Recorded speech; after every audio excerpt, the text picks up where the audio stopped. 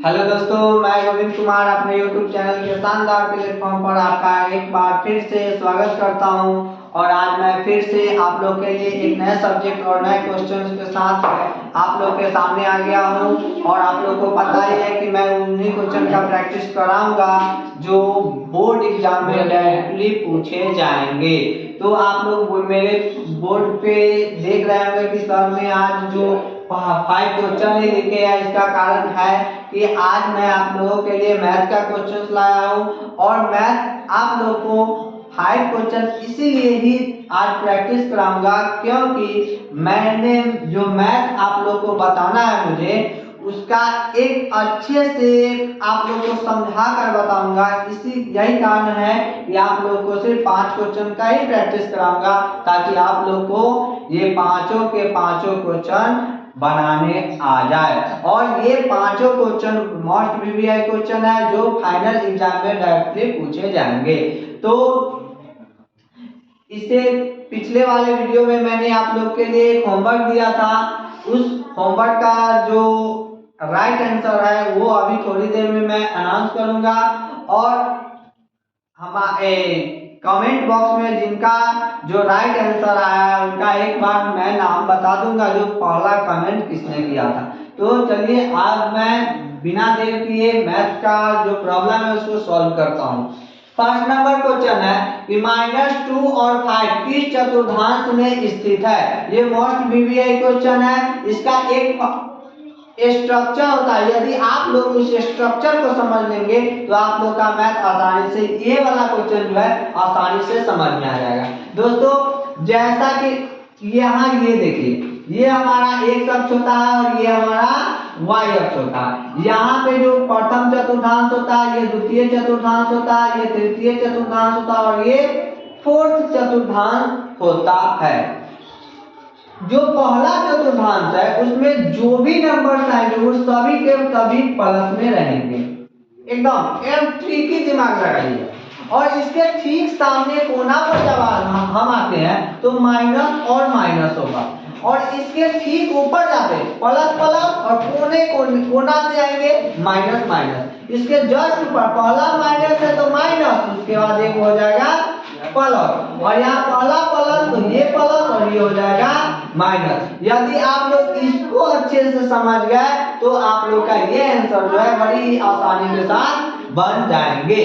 तो यहाँ आपको इसमें नंबर से कोई लेना देना नहीं है, बस उस नंबर के आगे जो चिन्ह होता है उससे मतलब होता है। तो यहाँ पहला चिन्ह होता है माइनस, और पहला चिन्ह है माइनस का और दूसरा चिन्ह है प्लस का। तो यहाँ देख रहे हैं कि माइनस और प्लस, तो माइनस प्लस किस चतुर्थांश में है? द्वितीय चतुर्थांश में। तो हमारा राइट आंसर हो जाएगा द्वितीय चतुर्थांश में स्थित है। आई होप कि आप लोग को ये क्वेश्चन अच्छे से समझ में आ गया होगा। और ये बोर्ड का मोस्ट इंपॉर्टेंट क्वेश्चन है, ये हर साल एग्जाम में पूछे ही जाते हैं। चलिए आगे हम बढ़ते हैं। नेक्स्ट क्वेश्चन है कि घात 1 वाले बहुपद क्या कहलाते हैं। तो आप लोग हमेशा याद रखिएगा कि घात 1 वाला जो बहुपद होता है वो रैखिक कहलाता है। क्या कहलाता है? रैखिक कहलाता है। घात 1 वाला बहुपद रैखिक कहलाता है और घात 2 वाला बहुपद द्विघात कहलाता है और घात 3 वाला बहुपद जो होता है त्रिघात कहलाता है। उसी तरह से घात 1 वाला बहुपद क्या कहलाएगा? रैखिक कहलाएगा। ये भी बोर्ड का बहुत ही वीवीआई क्वेश्चन है। नेक्स्ट आगे हम बढ़ते हैं कि 7 3 3 4 5 का बहुलक क्या होगा। तो आप लोग पहले समझिए कि बहुलक होता क्या है। तो जिस संख्या की बारंबारता जितना अधिक होता है वही हमारा बारंबारता कहलाता है। तो हम यहाँ देख रहे हैं कि 3 की बारंबारता अधिक बार हुई है, यानी 2 बार हुई है। और सब नंबर तो है लेकिन उस सब की बारंबारता जो है एक ही बार हुई है, लेकिन 3 जो है 2 बार सबसे अधिक बार आया है। इसलिए जिसकी संख्या ज्यादा हो वही हमारा बहुलक कहलाता है। तो राइट आंसर हो जाएगा 3। नेक्स्ट क्वेश्चन है 4 5 3 7 6 का औसत माध्य क्या होगा। तो 4 5 3 7 6 का औसत माध्य। तो सबसे पहले हम औसत माध्य का फॉर्मूला समझते हैं। कि औसत माध्य का फॉर्मूला होता है कुल संख्या का जोड़ अब बटा में कुल संख्या। तो कुल संख्या औसत माध्य इक्वल टू होता है कुल संख्या, मतलब सभी संख्याओं को जोड़ के ऊपर रखना है और जितनी संख्या है उसे हम नीचे में रखेंगे। तो अगर हम जोड़ते हैं तो 4 + 5 + 3 + 7 + 6 अब बट्टा में कितनी संख्या है 1 2 3 4 5 तो कितना आ जाएगा 7 × 13 3 16 5 21 4 25/5 यानी 5 बार में ये कैंसिल आउट हो जाएगा। तो हमारा राइट आंसर हो जाएगा 5। आगे आप लोग को समझ में नेक्स्ट क्वेश्चन है कि वर्ग अंतराल 20 से 25 का वर्ग चिन्ह क्या होगा। तो सबसे पहले आप लोग वर्ग चिन्ह समझिए कि उसका फॉर्मूला क्या होता है। तो वर्ग चिन्ह का फॉर्मूला होता है उच्च सीमा प्लस, याद रखना है कि हमें प्लस करना है, उच्च सीमा प्लस निम्न सीमा और बट्टा में 2 करना है। तो जो निम्न सीमा है उच्च सीमा 25 और प्लस करना है निम्न सीमा 20 और बट्टा में 2 करना है। तो 25 और 20 हो जाते हैं 45 और 45/2 कट के आ जाएगा 22.5। तो हमारा राइट आंसर हो जाएगा 22.5।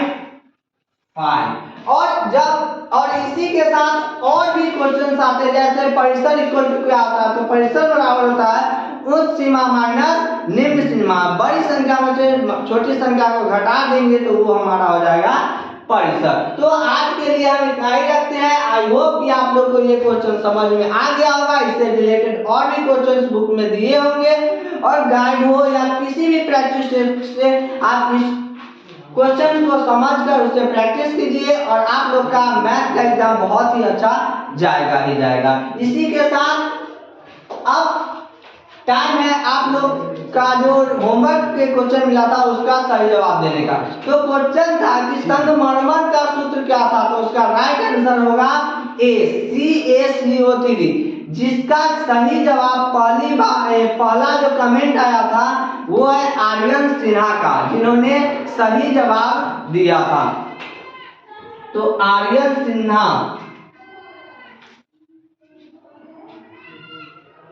बहुत अच्छे। इसी तरह आप लोग के लिए आज मैथ का एक सोशल साइंस का एक होमवर्क के रूप में आज क्वेश्चन मिल रहा है कि कागज का आविष्कार किस देश में हुआ था। आप लोग इसका सही जवाब हमारे कमेंट बॉक्स में